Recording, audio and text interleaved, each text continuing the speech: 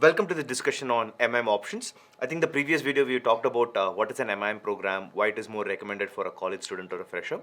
So now we'll go a little bit deeper, trying and understanding what are the different B schools that offer this MIM program, what are the different programs, what are the different specializations, and how does an B school evaluate an MIM application, which means a guy who's applying for an MIM program, how does a B school look into it? So that's the agenda of this discussion. Let's get into it.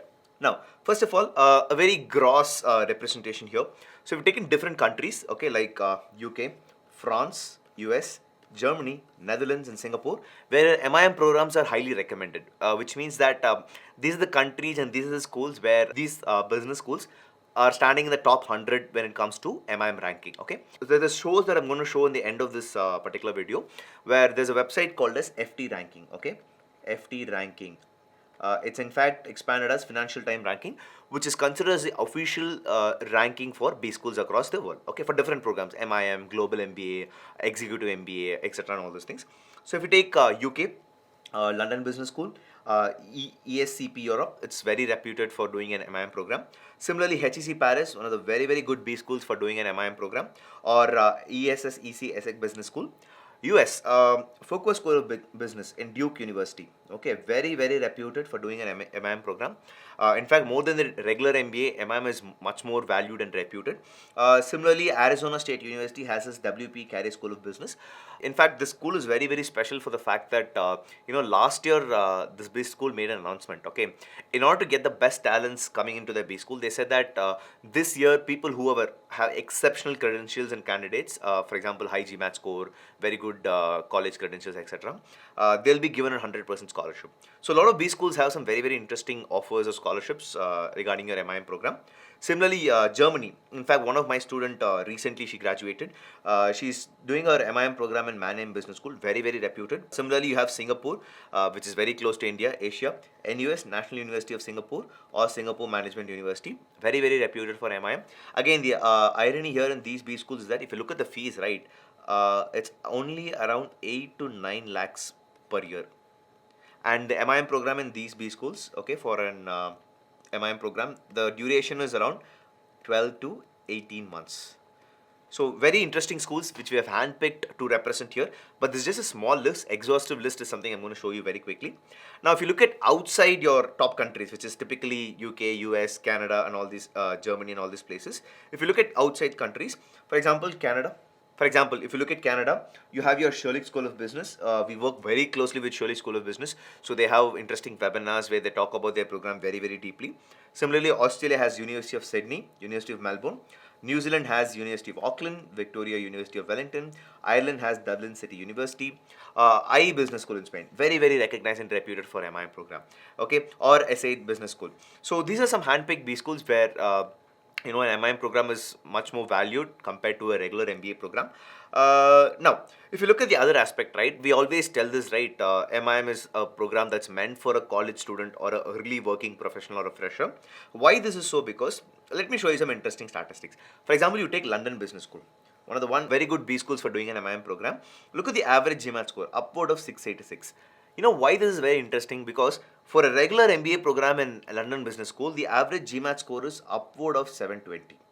Whereas MIM, the average GMAT score is only 686. It doesn't mean that MIM is lower compared to an MBA, because naturally freshers tend to score a little bit lesser compared to a working professional when it comes to GMAT, because GMAT is a lot of a number crunching and analytical ability exam. So average age is again 23, just a college freshers or early working professional age. Average working experience of people is 24 months. Okay. Whereas if you look at the contrast, like for example, look at this Fuqua School of Business in Duke University, US. Okay. Average work experience is only 6 months, which means the moment you have more than a year of work experience, you're not even typically eligible to apply for a MIM program in these schools. Which means these B schools are ideally meant for a college fresher student. Okay, look at the GMAT score, 570 to 750. Okay, 750 is a very high score, but 570 is a super easy score. Anybody can get a 570 very easily. Okay, so that's why these options are very interesting, because one, your GMAT score is not very tough. ideally meant for college freshers or early working professional, average age is very, very less. Okay, so these are the programs which are highly recommended for freshers or college students. Right. Now, the other interesting part is what are the specializations that you can take? Okay. For example, let's say you're an engineer or you come from a BBA or a BCom or a arts background or science background. You can always pick up specializations. Okay. For example, you take London Business School, very, very reputed for the subject called as accounting and economics. Okay. In fact, there's another B school by the name LSE called as London School of Economics, very, very reputed for these subjects, or even organizational behavior or even marketing. Okay, in fact, I have one of my students who's specializing, in his marketing in MIM. He says he learns a lot of stuff because most of the brands are either, have their offices in London or they have their offices in US. So that's a very, very interesting approach what you can consider. Similarly, you take HAC Paris. It's completely eccentric, guys. Okay, guys who are not the main core subjects like engineering, arts, and science, they can do something around public affairs or they can do law.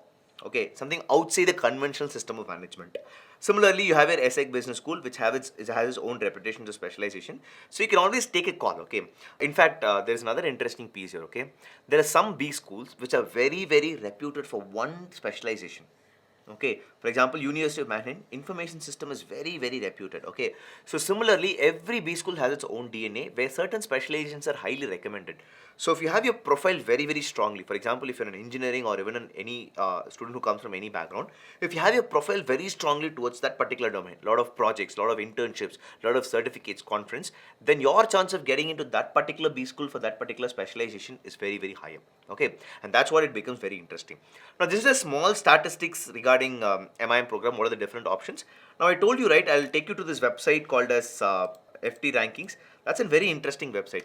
Now, if you look at this particular website, right, for example, this is the website URL. It's called as ftrankings.com. Okay, for this domain called as Masters in Management 2019. Okay, Masters in Management 2019. Look at this. The number one ranked university in 2019 was University of St. Gallen in Switzerland. Very, very reputed for doing an MIM program. It's ranked number one. Obviously, second comes as HEC Paris. Next is London Business School. If you look at this, all the list that I just showed you a few minutes back, right, everything is a part of this, right? Now, if you consider India, right, IIM Calcutta ranks number 17.